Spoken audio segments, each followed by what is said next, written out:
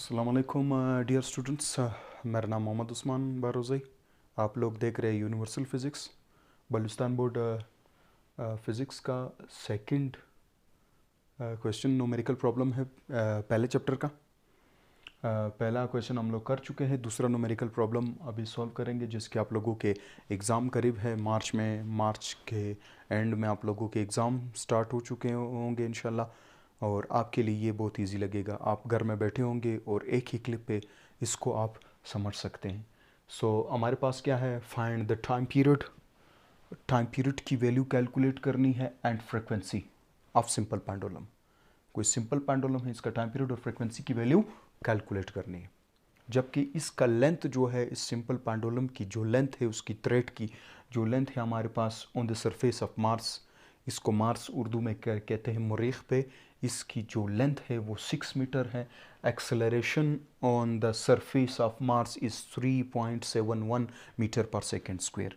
इसका जो हमारे पास gravitational acceleration of Mars is 3.71 metre per second square. Calculate करना है हम लोगों ने टाइम पीरियड और फ्रीक्वेंसी की वैल्यू। तो स्टार्ट करते हैं।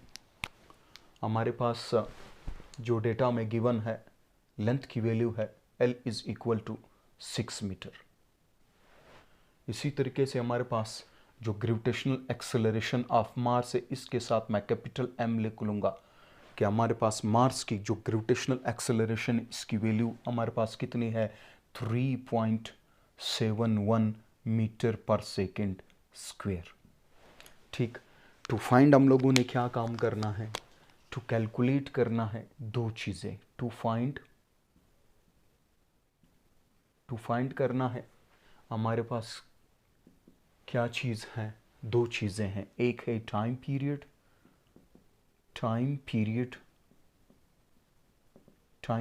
की वैल्यू, टाइम पीरियड को कैपिटल T से, और इसको कैलकुलेट करेंगे।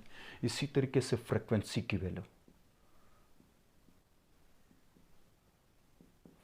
की वैल्यू कैलकुलेट करेंगे हमारे पास। ठीक, फ्रीक्वेंसी और टाइम पीरियड की वैल्यू कैलकुलेट करना है। और कैलकुलेशन पे आते हैं। As we know that calculation में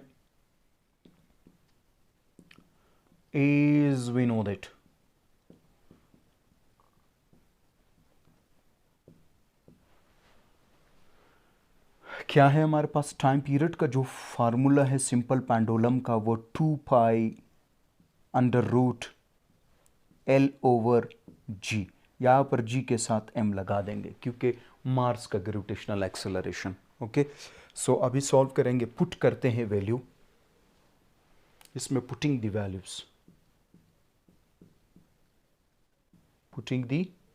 वैल्यूज इसमें हम लोग इसको नाम दे दो इक्वेशन 1 में पुट करते हैं। जो स्टैंडर्ड इक्वेशन है टाइम पीरियड का, जो हमारे पास इक्वेशन है, उसमें वैल्यू पुट करेंगे तो क्या आएगा, तो इसकी वैल्यू आ जाएगी time period is equal to 2 pi की वैल्यू वी नो दैट 3.14। इसी तरीके से अंडर रूट है, अंडर रूट में वैल्यू L की जगह पे 6 पुट करेंगे, और ग्रेविटेशनल एक्सेलरेशन ऑफ मार्स 3.71। ठीक, आपके पास कैलकुलेटर होगा, कैलकुलेटर की मदद से इसकी वैल्यू 3 2 ज़ा 6 पॉइंट एज इट इज़, 2 1 ज़ा 2, 2 4 ज़ा 8।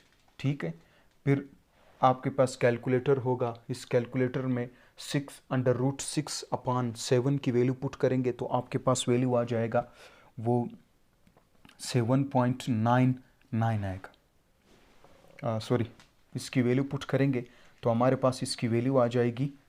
मैं कैलकुलेटर की मदद से इसको सॉल्व करता हूँ। मेरे पास जो वैल्यू आई 1.271 आ जाएगा। आपके पास कैलकुलेटर होगा, कैलकुलेटर में अंडर रूट 6 डिवाइडेड बाई 3.71, तो आपके पास जो रिजल्ट आएगा वो क्या आएगा, 1.71 आ जाएगा। इन दोनों को आपस में मल्टीप्लाई करेंगे तो इसकी वैल्यू मल्टीप्लाई करते हैं 6.28 1.27, इसका रिजल्ट आएगा 7.99 सेकेंड आ जाएगा। सो इसकी टाइम पीरियड की वैल्यू ये आएगी।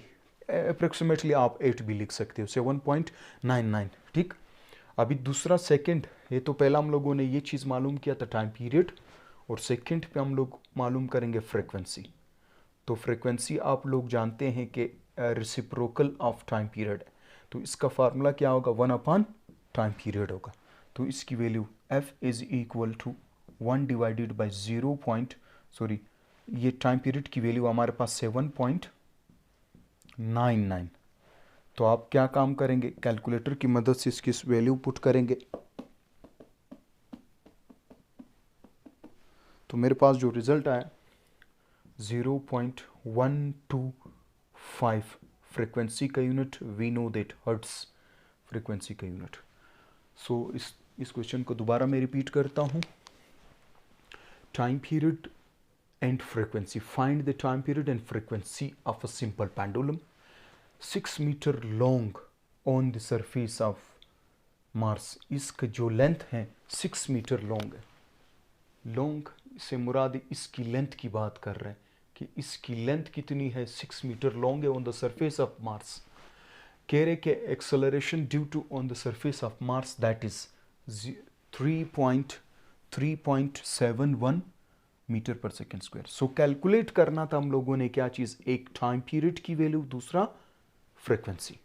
सो आप लोग जानते हैं कि टाइम पीरियड का जो फार्मूला है t is equal to 2 pi under root L over G. तो इसकी वैल्यू पुट करेंगे इस इक्वेशन में, इसी 1 में पुट करेंगे 2, और पाई की वैल्यू कांस्टेंट है, आप लोग बेहतर जानते हैं कि इसकी वैल्यू हमारे पास कांस्टेंट है, तो वैल्यू पुट करेंगे। तो वैल्यू हमारे पास आएगा 3.14, मल्टीप्लाई करेंगे 2 के साथ, तो इसकी वैल्यू, और एल की वैल्यू ये है, और gravitational acceleration on the Mars ये चीज़ है। इन दोनों को आपस में मल्टीप्लाई करेंगे तो हमारे पास टाइम पीरियड की वैल्यू 7.